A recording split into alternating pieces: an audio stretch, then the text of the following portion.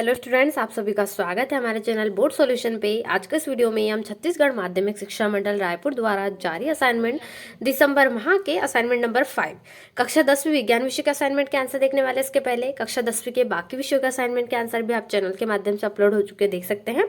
Description box में link दी गई, वहां से जाकर भी आप देख सकते हैं। यदि आप सभी विषयों के असाइनमेंट के आंसर की पीडीएफ डाउनलोड करना चाहते हैं दिसंबर माह की, तो सबसे पहले गूगल पे जाना है। गूगल पे सर्च करना है www.boardjankari.com, जहां पर आपको सारे विषयों के असाइनमेंट के आंसर की पीडीएफ मिल जाएंगी कक्षा 10वीं और 12वीं की।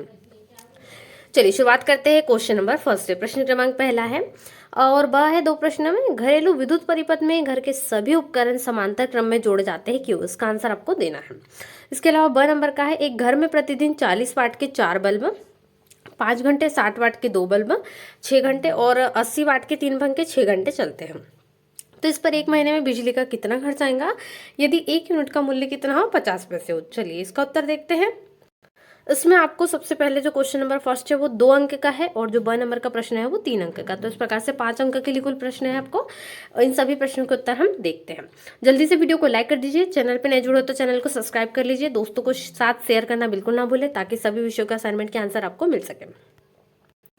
तो चलिए पहले प्रश्न में घरेलू परिपथ को समांतर क्रम में जोड़ने के कारण क्या है?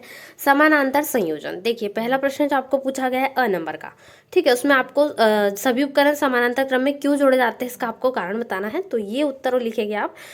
इसमें जोड़ने के कारण क्या होता है? समानांतर संयोजन में तुल्य प्रतिरोध संयोजन के न्यूनतम प्रतिरोध से भी कम होता है।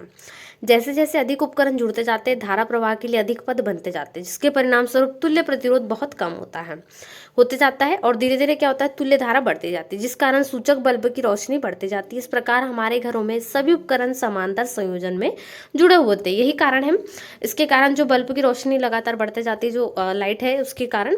तो ये आप इसमें उत्तर लिख देंगे, ठीक है। अ नंबर का प्रश्न का उत्तर होगा। इसके बाद ब नंबर का प्रश्न हम देखते हैं।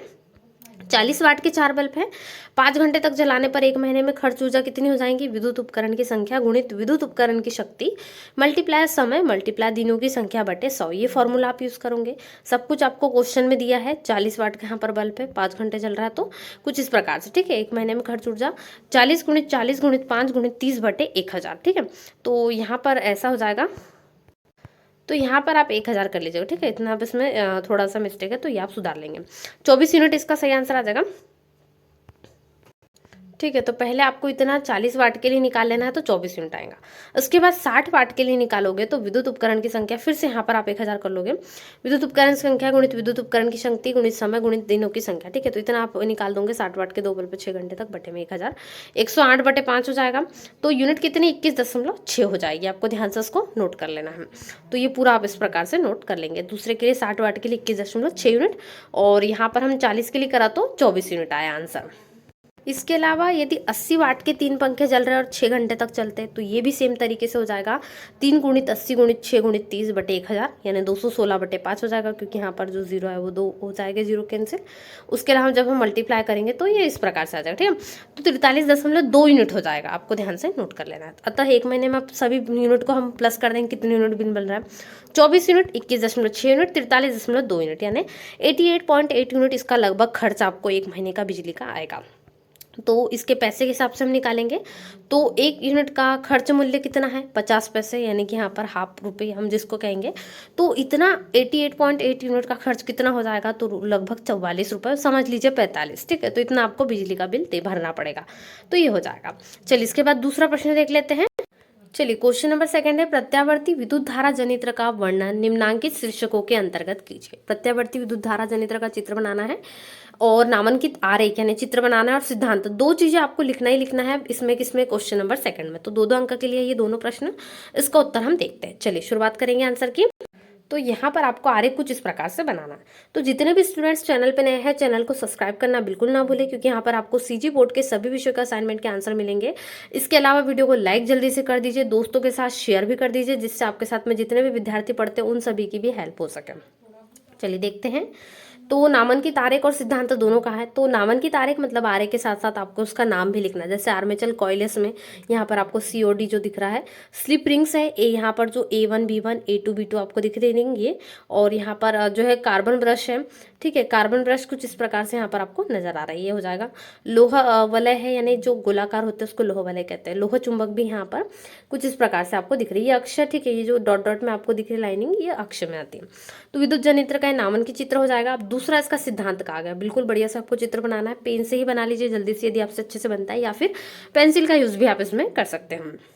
सिद्धांत क्या होगा, जब कुंडली और चुंबक दोनों में से किसी भी एक को गति कराया जाए तो परिपथ में क्या होती है, धारा, परिपथ में लगातार धारा जो है बहती है। इस घटना को विद्युत चुंबकीय प्रेरण कहते हैं। विद्युत जनित्र इसी सिद्धांत पर कार्य करता है। इस सिद्धांत का उपयोग घरों तथा उद्योगों में अत्यधिक परिमाण की विद्युत धारा उत्पन्न करने के लिए भी किया जाता है, दोनों ही प्रकार से।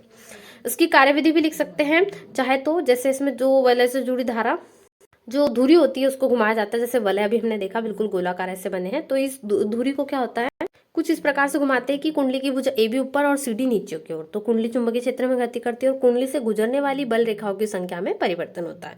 और कुंडली में भुजा AB CD में फ्लेमिंग के बाएं हाथ के नियम के अनुसार प्रेरित धारा बहेगी, ठीक है, ये हो जाएगा कार्यविधि।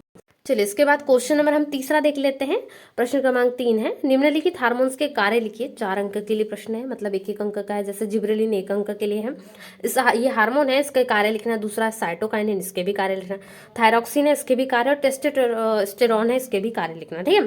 तो पहला हम देख लेते हैं जिब्रेलिन। क्या होता है जिब्रेलिन, एक हार्मोन होता है। यह हार्मोन पौधों की लंबाई में वृद्धि तथा कोशिका विभाजन में सहायक होता है। पौधों के लिए बहुत महत्वपूर्ण हार्मोन है, ये जरूरी होता है, ठीक है। दूसरा है साइटोकाइनिन। यह कोशिकाओं के विभाजन को क्या करता है, प्रेरित करता है, ठीक है। साइटोकाइनिन क्या करता है, कोशिका के विभाजन को प्रेरित करता है। तीसरा है थायरॉक्सिन। तो थायरॉक्सिन हार्मोन का क्या कार्य होता है, इसका कार्य है कि यह शरीर में ऑक्सीकरण की क्रिया को बढ़ावा देता है, अन्यथा ऑक्सीकरण एकदम न्यूनतम स्तर पर रहता है। ऑक्सीकरण के लिए बढ़ावा देने का कौन सा यहाँ पर हार्मोन जो है क्रियाकारक है, वो थायरॉक्सिन है। इसके बाद है टेस्टोस्टेरोन, ठीक है। टेस्टिकल्स द्वारा उत्पादित एक हार्मोन होता है जिसका मुख्य कार्य पुरुषों के यौन अंगों व लक्षणों का विकास करना, ठीक है। तो ये हो जाएगा आपका जो लास्ट वाला हार्मोन है उसका कार्य। चलिए इसके बाद क्वेश्चन नंबर 4 देखते हैं। तो क्वेश्चन नंबर 4, युग्मनज क्या है, मादा जनन अंग का स्वच्छ नामांकित चित्र बनाए, ठीक है। युग्मनज क्या है, छोटा सा एक लाइन में बता सकते हो क्योंकि केवल 1 अंक के लिए, लेकिन इसका जो जनन अंग का चित्र है वो 3 अंक के लिए आपको चित्र बनाना है। चलिए देखते हैं इसका उत्तर। तो इसका उत्तर आपको लिखना है, युग्मनज क्या होते हैं, 2 युग्मक कोशिकाएं शुक्राणु तथा अंडाणु लैंगिक प्रजनन के द्वारा संयुक्त होकर जिस कोशिका का निर्माण करती है उसे युग्मज या युग्मनज कहते हैं, ठीक है। युग्मनज की परिभाषा हो जाएंगी 1 अंक के लिए। दूसरा है मादा जनन अंग का स्वच्छ नामांकित चित्र आपको बनाने के लिए कहा गया है, तो बिल्कुल ऐसे चित्र बनाना है। इसमें आपको अंडवाहिका नजर आ रही है, इसके अलावा फेलोपियन ट्यूब भी नजर आ रही है और अंडाशय, ठीक है। इतनी चीजें आपको इसमें वर्णन करना है। ये गर्भाशय हो जाएगा और यहाँ पर ग्रीवा और योनि, ठीक है। तो ये कुछ इस प्रकार से आप इसका चित्र स्वच्छ आप बना सकते हो, पेन या पेंसिल से इसको बना लीजिएगा। तो ये क्वेश्चन नंबर 4 कंप्लीट हो जाएगा। इसके बाद हम क्वेश्चन नंबर लास्ट वाला 5th देखते हैं। तो प्रश्न क्रमांक 5 में आपको 2 प्रश्न है। सबसे पहला है कि अवल गर्भ में पल रहे बच्चे के लिए अनिवार्य है, क्यों। और दूसरा है मनुष्य में कोशिकाओं में कितने गुणसूत्र पाए जाते हैं। तो पहला क्वेश्चन 2 अंक के लिए और यहाँ पर केवल इसकी संख्या लिखना है, तो 1 अंक के लिए।